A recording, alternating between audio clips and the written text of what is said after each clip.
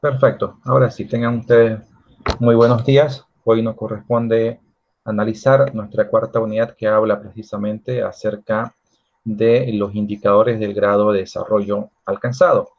Por supuesto, esto dentro del contexto de lo que viene a ser en este caso un país o una nación. En el contenido de lo que nosotros vamos a ver el día de hoy están los siguientes aspectos. Vamos, por supuesto, a analizar un poquito de la historia relacionada con lo que viene a ser en este caso los procesos en los cuales eh, el mundo entero, a través de las Naciones Unidas, a través del Banco Mundial, a través de otras instituciones, otros organismos, han ido a lo largo del tiempo tratando de poder establecer un indicador que de alguna manera pueda definir cuál es la diferencia o cómo un país está posicionado de una mejor manera en comparación con otros. Para ello, por supuesto, nacen en este caso los famosos indicadores socioeconómicos. Estos indicadores socioeconómicos básicamente nos van a permitir medir el grado de desarrollo alcanzado. Lo que hacen estos datos es simplemente relacionar esta información, relacionar los datos provenientes, por supuesto, por ejemplo, de aspectos relacionados con, dime un segundo, de aspectos relacionados, por ejemplo, con la distribución de la renta, el crecimiento económico. Se hace un análisis desde el punto de vista macroeconómico de aquellos elementos más importantes que se generan precisamente dentro de una organización. Y por supuesto, lo que hace estos indicadores es permitirnos medir las condiciones del bienestar en las cuales las personas, en este caso, están disponibles o de alguna manera pueden llegar a alcanzar a un nivel de vida. La idea, básicamente, con estos indicadores es medir el nivel y la calidad de vida que tiene un país. Y resulta que hay una pequeña historia respecto a estos indicadores. Inicialmente, hasta el año 1990, se lo hacía a través del PIB y a través del Producto Interno Bruto. Es decir, a través del PIB, a través del PNB, como indicadores del desarrollo. Estos dos indicadores lo que hacían era orientar, por supuesto, este proceso y medirlo desde el punto de vista de producción de bienes y servicios. Es decir, la idea precisamente era generar de alguna manera o medir la forma o el grado en el cual un país genera recursos económicos.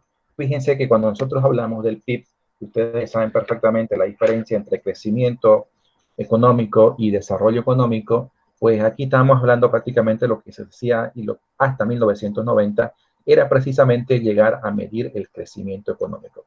De tal forma de que estos registros,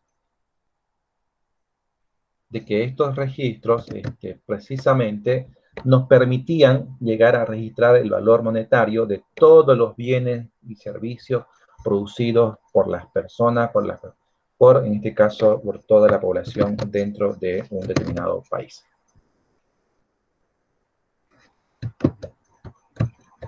Okay. Bien, entonces, decíamos que el PIB exhibe, ustedes cuando analizamos el tema del crecimiento económico, nosotros hemos visto cómo el PIB tiene las características que tiene el PIB, los indicadores que normalmente se tiene que llegar a medir para poder llegar a determinar. Sin embargo, se ha siempre analizado que estos indicadores tienen ciertos elementos que no nos ayudan en este caso a poder precisamente analizar o poder velar por un mayor grado de crecimiento. Es decir, el PIB lo que hace es, en este caso, asumir que nuestros recursos naturales son gratuitos, que no existe una degradación ambiental. Tampoco considera la libertad de los derechos humanos, la participación, a todos aquellos aspectos sociales, de tal forma que, por supuesto, como a lo largo de nuestra historia, estas incontingencias estas debilidades que tienen o limitaciones que tienen estos indicadores, de alguna manera han ido siendo analizados y por supuesto finalmente se han llegado a proponer nuevos indicadores que permitan de alguna manera poder llegar a medir estos elementos que hasta el 1990 no eran tomados en cuenta, como tienen que ver relacionados o lo que están relacionados precisamente con la calidad de vida. ¿Cómo nosotros calculamos precisamente el PIB? Pues tenemos que, por supuesto, analizar la perspectiva del gasto, de la demanda, la oferta dentro de lo que viene a ser, es decir, el cómo se llega a mover todo lo que viene a ser en este caso el tema económico dentro de un país, para luego finalmente, por supuesto, determinar estos elementos desde el punto de vista del PIB, de la distribución de la riqueza dentro de un determinado país. En el mundo, esta es más o menos la configuración. Ustedes saben que estos indicadores a nivel mundial prácticamente no se mueven. Por consiguiente, esta clasificación sigue vigente. Los países que tienen o que se mueven con un PIB per cápita de más de $25,000 al año, tienen en este caso, están con una coloración naranja oscuro puede ser, que son estos de acá.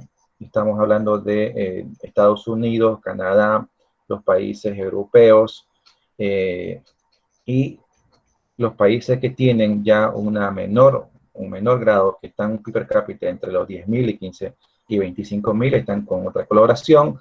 Entre los de 2.500 a 10,000 también tienen otra coloración.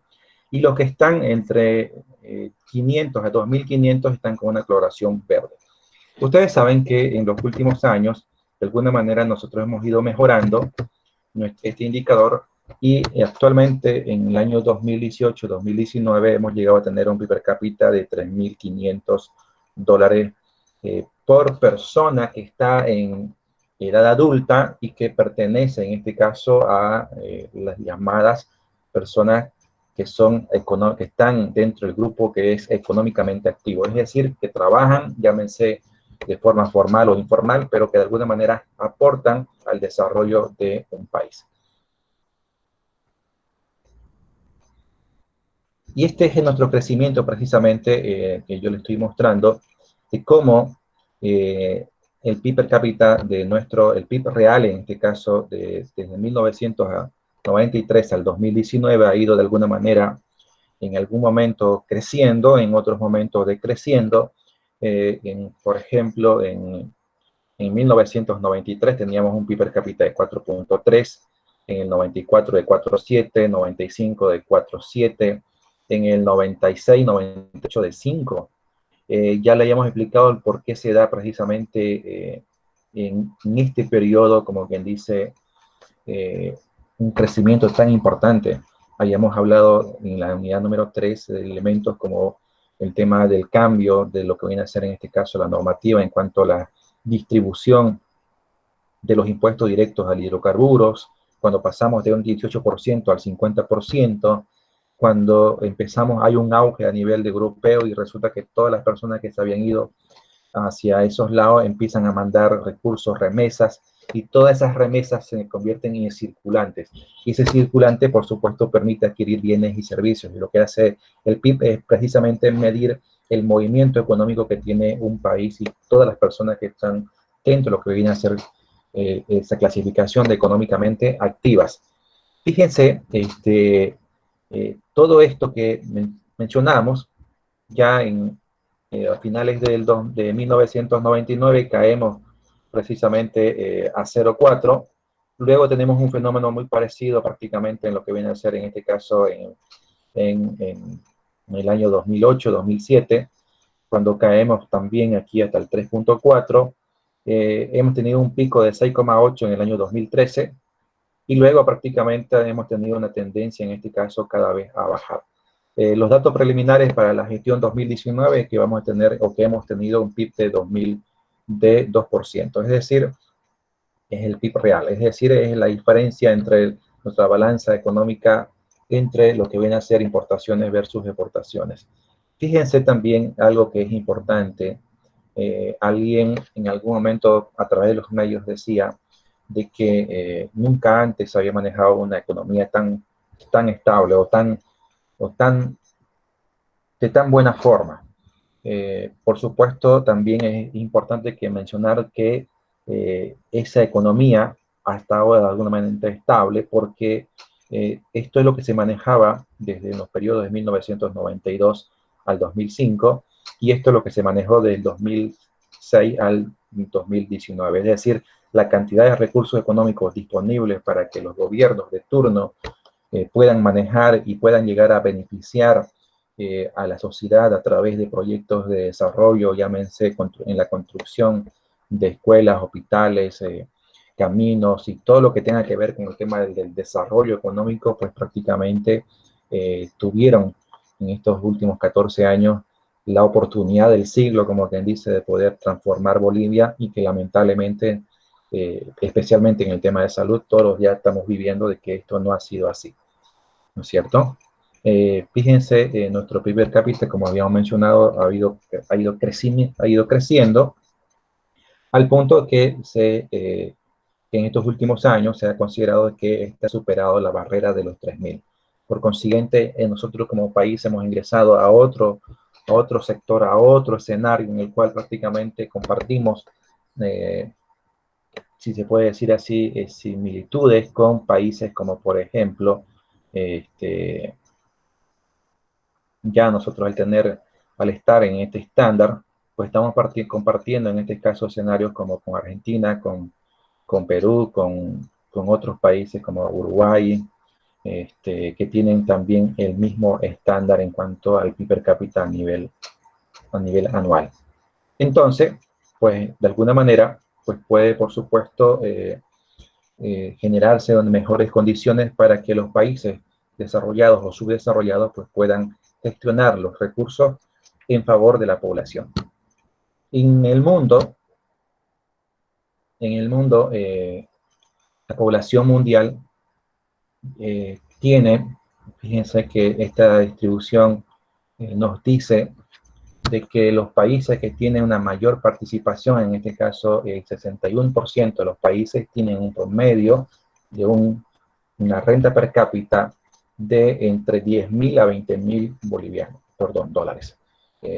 Luego le sigue en este caso el grupo del grupo que países que tienen un consumo per cápita que está agrupado entre los 5.000 a 10.000 y posteriormente, por supuesto, las personas o los grupos de países que tienen un mayor, en este caso tienen una mayor renta en comparación con el resto y con más de 20.000 dólares anuales, representan al 17,7%.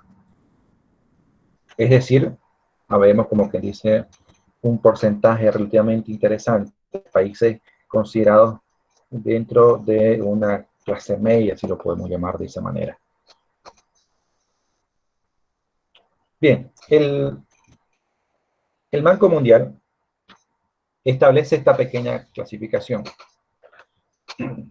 Nos dice que un país pobre, de alguna manera, puede ser catalogado como aquel país que tiene una renta de 765 dólares per cápita, y para que sea considerado en este caso un país en términos ricos, tiene que tener una renta per cápita de más de 9.386 dólares. Es decir, es la cantidad de recursos en promedio que una persona económicamente activa maneja durante los 365 días al año. Eso es en promedio. Si nosotros hablamos, fíjense para que ustedes tengan un poquito en cuenta, y la línea de pobreza, por supuesto, está entre 1 a 2 dólares de forma diaria. Nosotros habíamos hablado, para que ustedes lo tengan en cuenta, miren, tenemos una renta per cápita, como datos de Bolivia, de 3.092 dólares, dividido entre 365 días al año, tendríamos un promedio de 8,47 dólares, que es lo que en este caso debiera de gastar una persona económicamente activa de forma diaria. Pero esto es ¿para qué? Estos 8 dólares, 8,5 dólares, en promedio, significa que esa persona puede, con esos 8,5, pagar alimentación, vestimenta, transporte, seguros, pagos, de, por ejemplo, de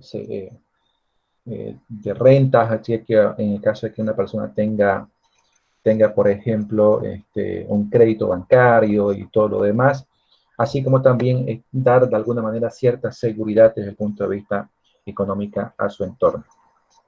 Ese sería el promedio a nivel Bolivia. Aquí estaríamos de alguna manera pues, un poquito por encima de lo que viene a ser la línea de pobreza, ¿no?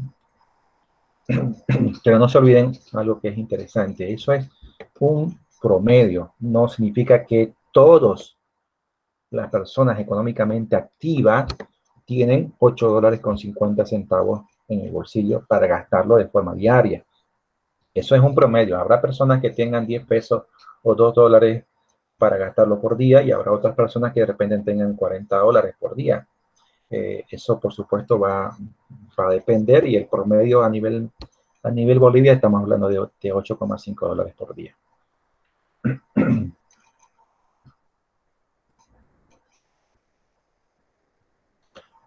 Bien, como decíamos inicialmente, que esta forma de medir permitía llegar a determinar el nivel de avance en cuestiones de desarrollo, precisamente, y como habían inconsistencias, habían problemas, había muchas limitaciones de parte, en este caso, del PIB, y aparecen organismos como es el Banco Mundial que dicen que debido a estos problemas es importante que podamos de alguna manera determinar un nuevo indicador que nos permita precisamente hacer una medición de aquellos aspectos relacionados con el tema medioambiental y por sobre todo con el tema social. De tal manera que aparecen ciertos indicadores, como viene a ser en este caso los diamantes del Banco Mundial, que ellos tratan de agrupar a los países en distintas categorías, es decir, según el nivel de ingreso promedio, de alguna manera tratan ellos de agruparnos como países y se toma en cuenta, por ejemplo, indicadores como lo que viene a ser en este caso la esperanza de vida al nacer, la tasa bruta de matriculación y el acceso al agua potable. Fíjense que cuando ya introducimos este aspecto, aquí hablamos de manera diferente con lo que viene a ser el tema del PIB, porque aquí ya aparece indicadores sociales, aparece el tema del acceso a la salud, aparece aspectos relacionados con el tema de educación y aspectos al acceso, en este caso, a los servicios básicos. Fíjense que esto de alguna manera como que da una nueva orientación a lo que viene a ser en este caso la medición del grado de desarrollo que pueda llegar a alcanzar un país. Estos indicadores, por supuesto, por grupo, van a permitir llegar a determinar aquellos grupos que tienen un nivel de ingreso alto, medio, bajo y bajo. Resulta, de alguna manera,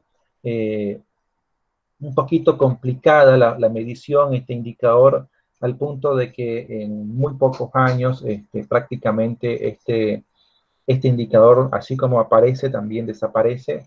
Decimos precisamente que era indispensable e importantísimo el poder llegar a medir en este caso, aquellos aspectos relacionados con el tema de salud, educación y otros que tienen que ver con el tema de la calidad de vida, de tal manera que, por supuesto, ya a partir de 1990 se empieza a configurar este indicador que viene a ser alternativo. De ahí que prácticamente aparece el índice de desarrollo humano. ¿Y qué es el índice de desarrollo humano sostenible? Pues está, por supuesto, de la mano con lo que viene a ser la teoría del desarrollo sostenible, porque este nos permite, por supuesto, llegar a determinar, medir y evaluar y comparar grupos y países en términos de calidad de vida, lo que antes con el PIB ni con los diamantes en este caso del Banco Mundial, se lograba precisamente llegar a medir. Con los diamantes se intentó, pero no fue concebido finalmente. Por suerte, aparecen en este caso los índices de desarrollo humano sostenible, y a partir de este entonces, a partir de 1900 hasta la actualidad, es la forma como, en este caso, los organismos como la CEPAL, como el PNUD y otros, el mismo Banco Mundial y otros indicadores, pues llegan a medir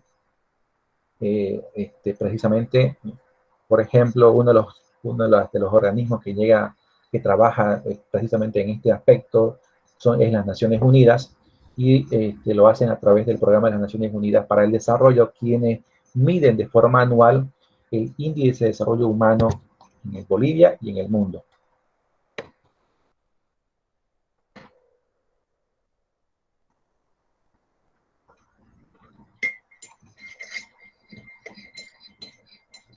¿Qué es el índice de desarrollo humano? Pues es un proceso en el cual se ofrecen mayores oportunidades a las personas, porque de alguna manera empezamos a medir ciertos elementos que antes no eran medidos, como viene a ser en este caso una vida prolongada, una vida saludable, el acceso a la educación, a los recursos necesarios para tener un nivel de vida decente, y que existan ciertas oportunidades y garantías en cuanto al tema de los derechos humanos, y por supuesto también aquellos aspectos relacionados con el tema de los cuidados y la conservación del medio ambiente. Dentro de lo que viene a ser la trilogía, implementada en este caso por la teoría del desarrollo sostenible, que habla, por supuesto, de aquellos aspectos sociales, de aquellos aspectos económicos, pero también de aquellos aspectos netamente ambientales.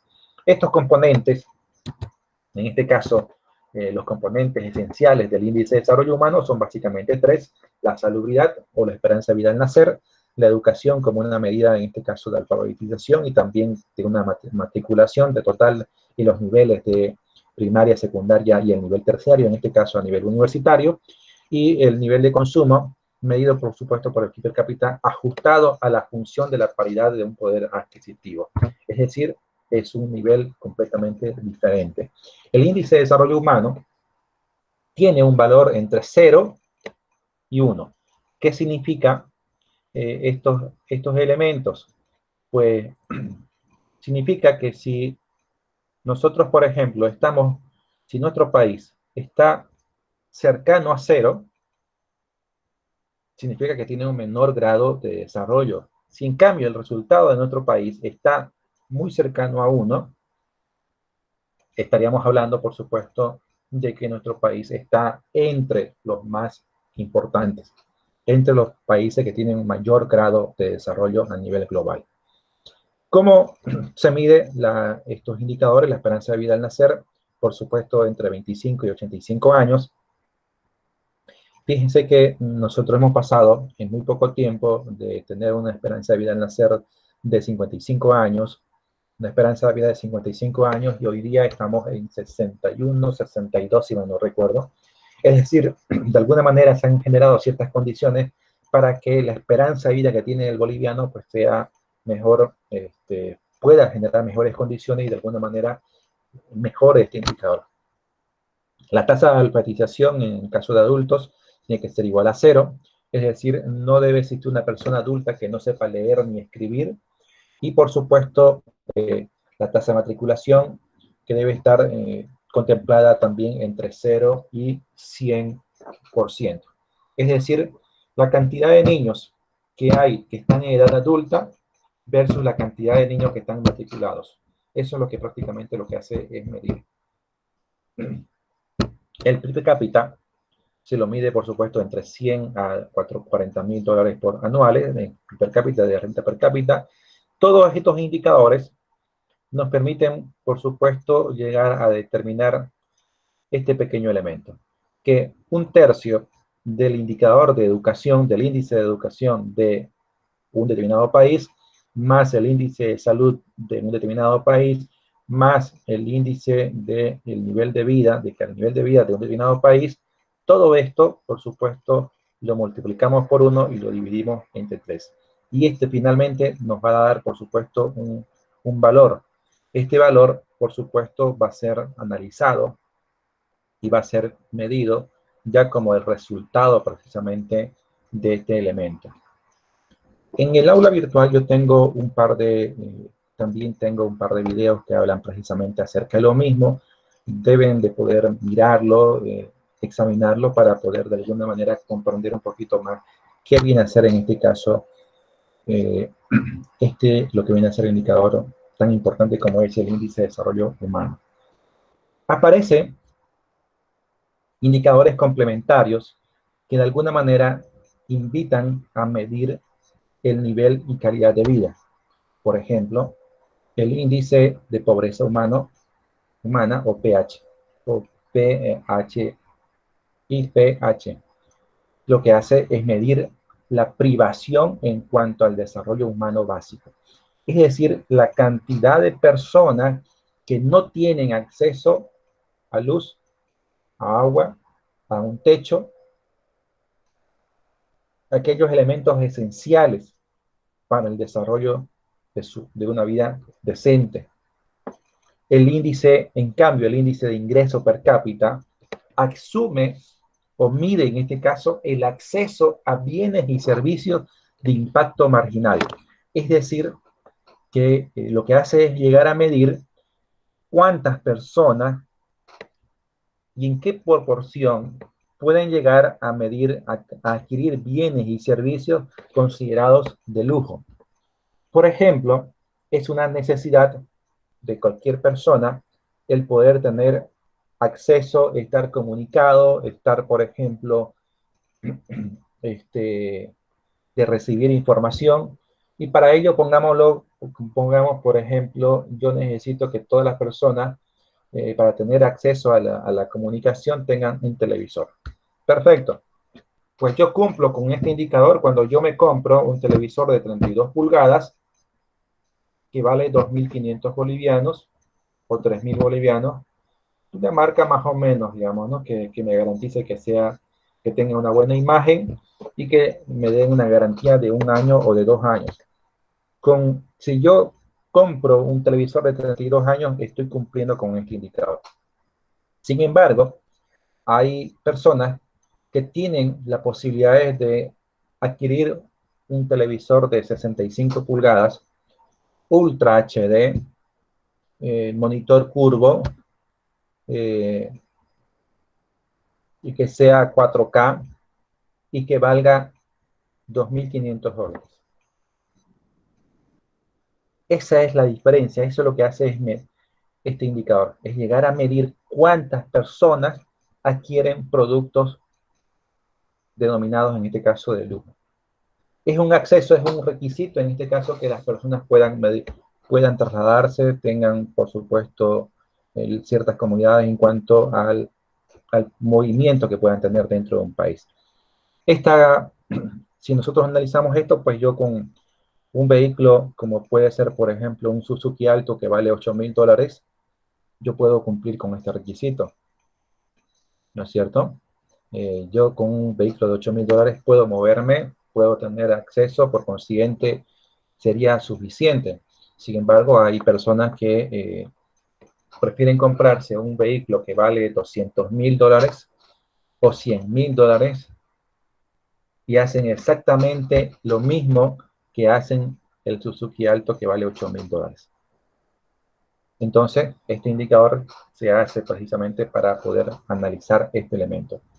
Luego aparece el IPG y el IDG. Ustedes saben muy bien que en el mundo hablamos mucho del tema en este caso, de género.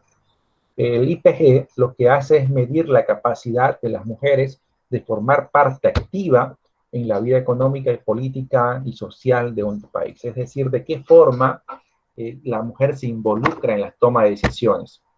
En cambio, el IDG lo que hace es medir, en este caso, las desigualdades en cuanto al desarrollo humano sostenible entre hombres y mujeres.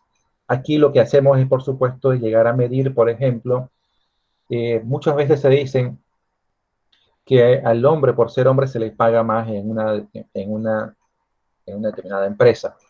Y a las mujeres, por ser mujeres, se les paga, en teoría, menos. Este índice lo que hace es llegar a medir precisamente estos indicadores para ver de qué manera, si esto es cierto, y de qué manera y en qué porcentaje se presenta en un país. Los indicadores de pobreza en los últimos años pueden de alguna manera ser ciertamente alentadores. Hablamos, si nosotros comparamos, por ejemplo, el tema en el área rural, decíamos que durante el 2005, el 80% de las personas que vivían en el área rural tenían, estaban en esa condición. Para el año 2015, había bajado en este caso al 55%. En Bolivia, en promedio ya general, urbano y rural, estábamos hablando de que teníamos un promedio del 60% y estamos un 38,6% en cuanto a nivel de pobreza.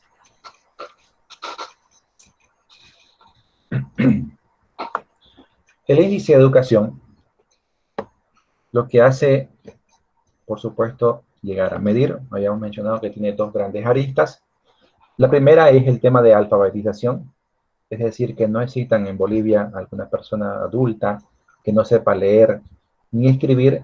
Y la segunda tiene que ver con el tema de la matriculación, que finalmente nos van a llegar a permitir, en este caso, llegar a medir el índice. Esta es la forma como llegamos a nosotros a determinar el índice de educación.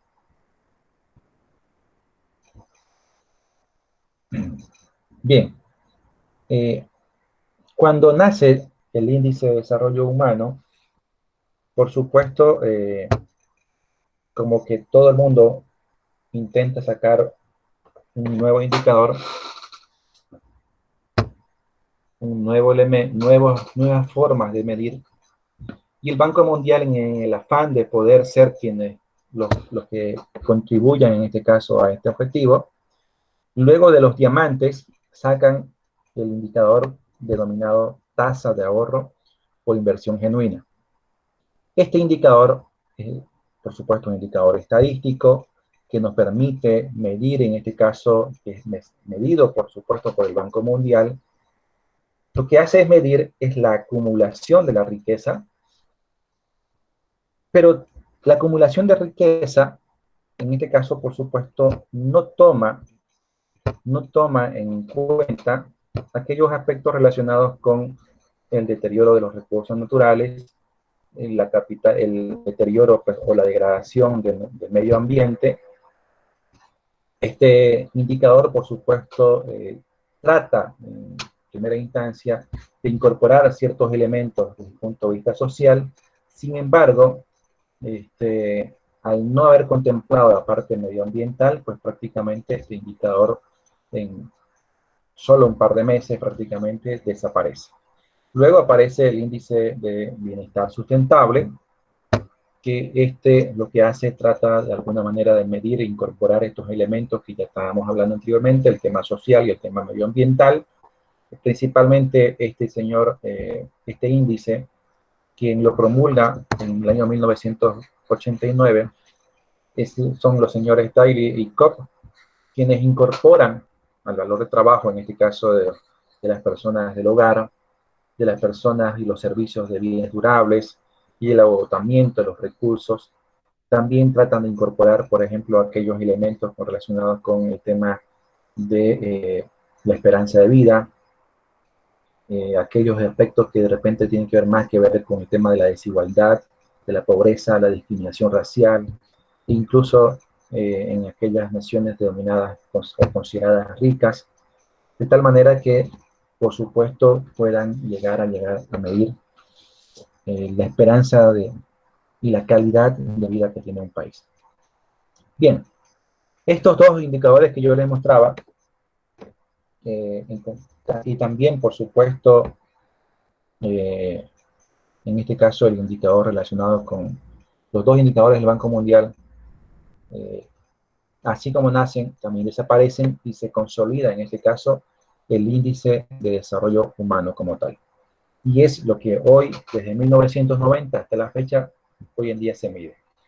Fíjense, los países con mayor desarrollo humano en el mundo. En el año 2018, Noruega tenía un índice de 0,954. Habíamos mencionado que para poder alcanzar un mayor grado de desarrollo, debiera un país estar lo más cercano a 1. Y cuando un país está, en este caso, más cercano a 0, significa que tiene un menor grado de desarrollo. Y cuando hablamos de más cercano a 1, significa que, por supuesto, este país tiene un mayor grado de desarrollo. Fíjense que Noruega, Suiza, Irlanda, Alemania, incluso ya aparece para el 2018, en este caso, China, Australia, Islandia, Suecia. Estos son los 10 primeros países. Son los 10 primeros países que tienen un mayor índice de desarrollo humano. ¿Qué significa? Que ellos velan por el tema, por supuesto, de género, que ellos velan por el tema de medioambiental, con el tema social, con el tema de educación, tema salud. No significa, fíjense que cualquiera puede llegar a determinar, y cualquier persona cree que de repente en Estados Unidos es donde existe un mayor índice de desarrollo humano. Estados Unidos tiene un mayor crecimiento a nivel mundial comparado y seguido muy cerca probablemente por China y otros países. Sin embargo, aquí lo que nosotros medimos es el desarrollo alcanzado, es la calidad de vida de su población, no la riqueza encontrada en su población.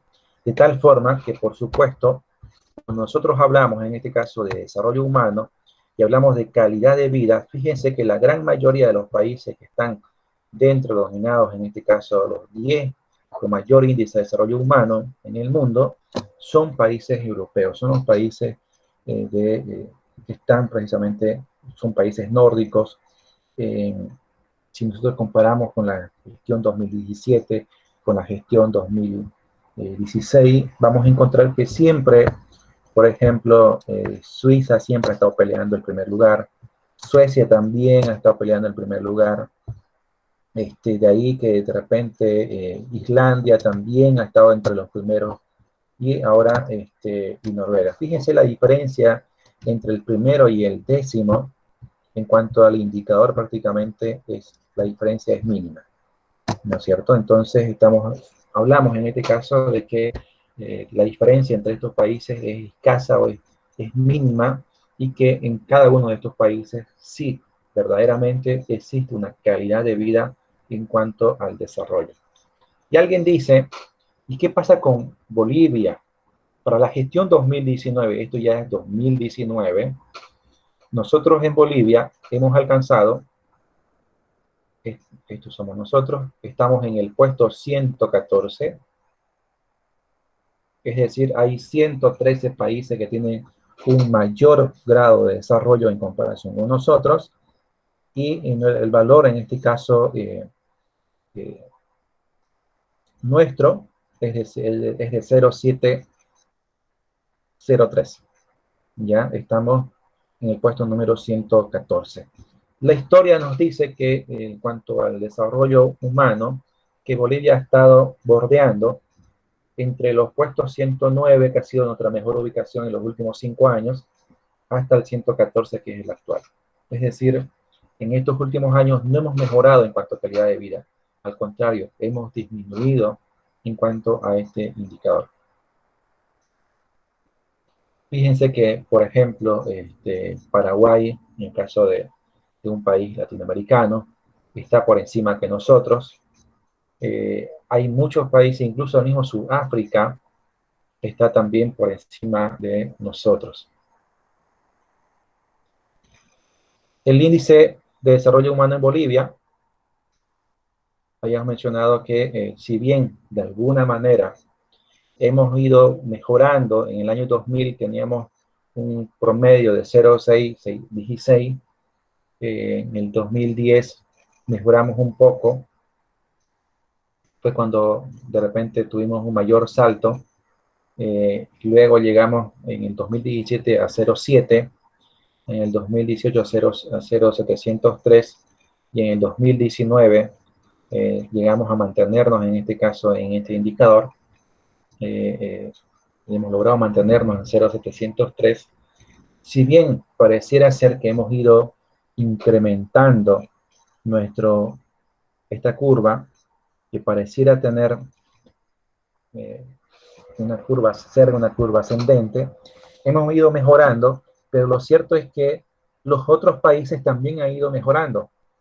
Y la mejora de ellos, del resto de los países, ha sido mucho mayor en comparación con la nuestra. Por consiguiente, hace que existan 113 países antes que Bolivia, que por supuesto han mejorado sus elementos relacionados con el tema de la calidad de vida. Si nos bajamos un poquito hacia atrás, vemos que en el año 2016, por ejemplo, los indicadores como esperanza de vida al nacer era probablemente el que más había crecido, de tener un promedio de 55 a 68. El PIB per cápita también había crecido en este mismo periodo, así como también lo que sí, los años esperados en cuanto al tema de educación había un poquito de alguna manera disminuido. ¿Esto qué significa? Que una persona, por ejemplo, estudia un promedio de 14 años, 14,3 años, eh, incluyendo, por supuesto, los niveles de primaria, secundaria y el nivel de educación. Hoy, de alguna manera, estamos en un promedio de 13,8 años. ¿Qué significa? Significa que en promedio, fíjense, si nosotros tomamos en cuenta que debiéramos tener un año en inicial, 6 años nosotros en primaria, 6 años en secundaria, más 5 años a nivel profesional para alcanzar licenciatura, nosotros debiéramos tener un total de, por supuesto, de 18 años. Y resulta que en promedio, las personas en Bolivia, en promedio, estudian 13,8 años. Debiera haber una tendencia mucho más significativa en cuanto a este aspecto, pero esos son nuestros datos, estos son nuestros indicadores. En cuanto, habíamos mencionado que en cuanto a salud, esto se mide precisamente el índice de desarrollo humano, se mide precisamente a través de estos tres indicadores del índice de desarrollo humano en cuanto al tema de nuestros ingresos, PIB capital, en cuanto a la educación y salud, y finalmente este promedio es sumado y dividido entre 3 para darnos un promedio general. En América Latina, fíjense, habíamos mencionado que Noruega en el año 2019 era considerado como el país con mayor índice de desarrollo humano. Está logrando mantener ese puesto ya desde el 2016. Fíjense que son si nosotros analizamos, en 2019 aparecía Noruega, aparecía Australia, aparecía Suiza, aparecía Alemania, aparecía Islandia, Irlanda y Canadá. Fíjense cómo de alguna manera son casi los mismos países que tienen estos indicadores. Y a nivel América Latina, Chile en este caso ocupa el puesto número 38, es el país que tiene un mayor índice de desarrollo humano a nivel de América Latina, seguido por Argentina que ocupa el puesto 45 a nivel global. Uruguay luego le sigue con el puesto 54 y nosotros estamos un poquito lejos, incluso en esta gráfica nosotros no aparecemos, pero sin embargo habíamos mencionado que estábamos en el puesto número 114, ¿no es cierto? Actualmente en la gestión 2019. Este indicador también se mide, en este caso, por municipio. Este es un dato del año 2015, si mal no recuerdo, sí, de 2015, y nos decía que el índice de desarrollo humano a nivel municipal, encontramos en este caso al municipio de Cochabamba, en primer lugar, Santa Cruz, el segundo lugar, Montero se encuentra en el puesto número 6 con 0,693 entre, en este caso, los municipios que tienen mayor relevancia para nuestro contexto. Ustedes van a encontrar en el aula virtual una serie de elementos, de videos que van a reforzar lo que yo les estoy mencionando y los invito, por supuesto, a poder medir y poder mirar estos elementos. ¿Por qué es importante?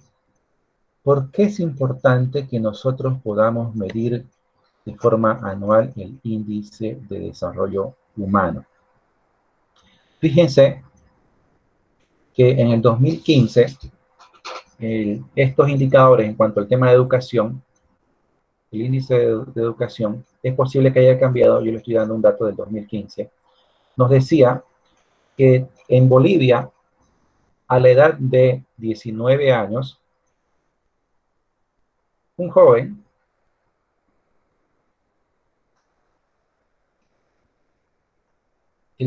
los jóvenes a la edad de 19 años, el 39% de ellos, el 39% han salido bachilleres. No estamos diciendo, no estamos hablando en este caso de que haya ingresado a la universidad. Nos están diciendo que han salido bachilleres. Y resulta que el 61%, fíjense que esto es altísimo, nos dicen que a la edad de 19 años, el 61% no son bachilleres. Es decir, que se quedaron en primaria, se quedaron de repente en primero de secundaria, en segundo de secundaria, se quedaron en estos espacios y no llegaron, como quien dice, a ser bachilleres. Este indicador, ¿para qué nos sirve? Si fuese este dato, por ejemplo, el que tiene el municipio de Montero, entonces si yo soy alcalde, por ejemplo, yo tengo que desarrollar con esta información, yo tengo que desarrollar estrategias, planes, debo desarrollar proyectos que permitan, en este caso, establecer ciertas medidas de contingencia para que para el año 2030, aprovechando en este caso el tema en este caso de los proyectos ODS, para que en el año 2030 este indicador del 39% pase mínimamente a un 60%. Es decir, yo debo de establecer las condiciones necesarias como gobierno municipal para que los estudiantes puedan concluir la etapa educacional a nivel de colegio, que no abandonen, principalmente en el área rural, para que puedan continuar sus estudios, se les pueda brindar ciertas condiciones. No se olviden que muchas veces estos indicadores, como estos a nivel global, es el promedio a nivel Bolivia, entonces es probable que este gran porcentaje esté relacionado con el impacto a nivel rural. Entonces, ¿qué tendríamos que hacer a nivel rural si fuese un indicador a nivel Bolivia?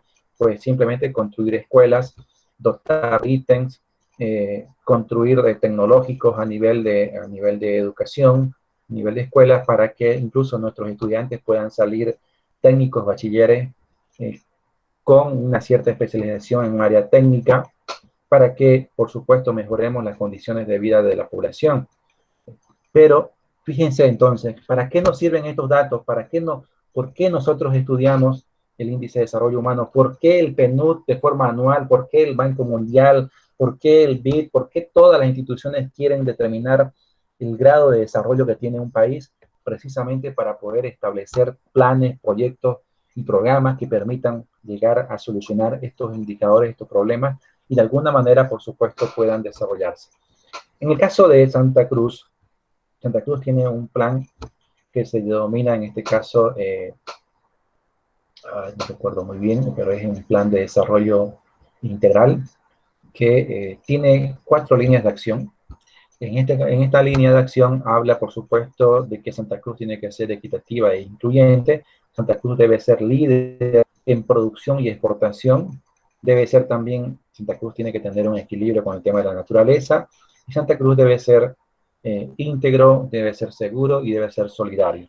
Y dentro de esta planificación introduce el tema del territorio, de la comunidad y los valores que tiene que tener la población. Todo esto está, por supuesto, plasmado en un programa, en un plan de estudio, y nos dice que en este caso nuestro estudio, nuestro estilo cruceño, tiene que tener o está relacionada precisamente con la capacidad de formar, ampliar y sustentar o sostener una capacidad, un capital social, la identificación del cruceño con el tema del territorio, el enfoque territorial del desarrollo y, por supuesto, los proyectos de gestión con visión compartida para alcanzar un mayor grado de desarrollo. Este proceso de planificación parte, en este caso, a nivel incluso nacional. Por supuesto, analiza el tema departamental, subregional, provincial y municipal. De tal manera que nosotros vamos a tener un programa nacional de desarrollo, tenemos un programa o un plan departamental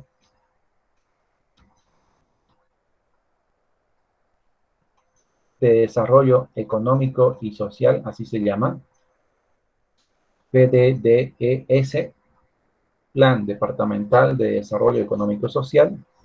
Hay un plan a nivel de mancomunidad de municipios de la provincia Sara y Chilo, por ejemplo. Ellos tienen un plan de la mancomunidad. Hay un plan de desarrollo que tiene la provincia Obispo Santisteban, por ejemplo. Y por supuesto, el municipio de Montero tiene un plan de desarrollo integral territorial. Así como también todos los municipios. Es decir, debe existir una integración en cuanto al desarrollo humano sostenible. Todas las actividades que nosotros vamos a desarrollar deben estar, por supuesto, interrelacionadas.